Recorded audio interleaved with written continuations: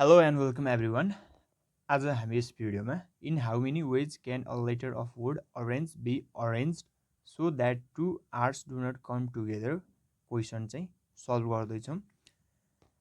हामीलाई वर्ड दिएको छ अरेन्ज जसमा चाहिँ 1 2 3 4 5 6 7वटा लेटर छन् र हामीले के निकाल्नु पर्छ भन्दाखेरि two R's do not come together निकाल्नु पर्ने हो।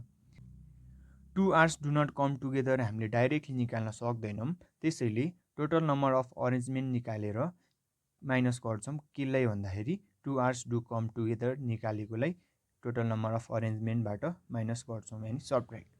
अब हामीले हेरौँ टोटल नम्बर अफ अरेन्जमेन्ट चाहिँ के हुन्छ भन्दाखेरि टोटल नम्बर अफ अरेन्जमेन्टमा चाहिँ हामीले के गर्छौँ भन्दाखेरि 1 2 3 4 5 6 7वटा छन्। 7 फ्याक्टोरियल डिभाइड बाई यहाँ रिपिट भएका लेटरहरू ए र ए दुईचोटि रिपिट, आर र आर दुईचोटि रिपिट, अपन टु फ्याक्टोरियल गर्छौँ।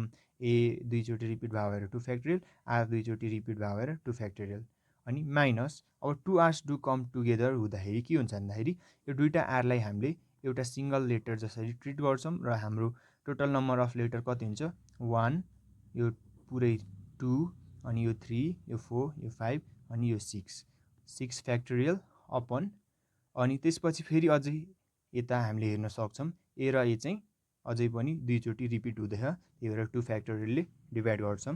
अब यो क्यालकुलेटरमा हेर्दाखेरि चाहिँ कति आउँछ भन्दाखेरि 1260 माइनस 360 हुँदो रहेछ र हाम्रो फाइनल एन्सर चाहिँ 900 आउँदो रहेछ। Thank you for watching this video and have a nice day and see you in the next video.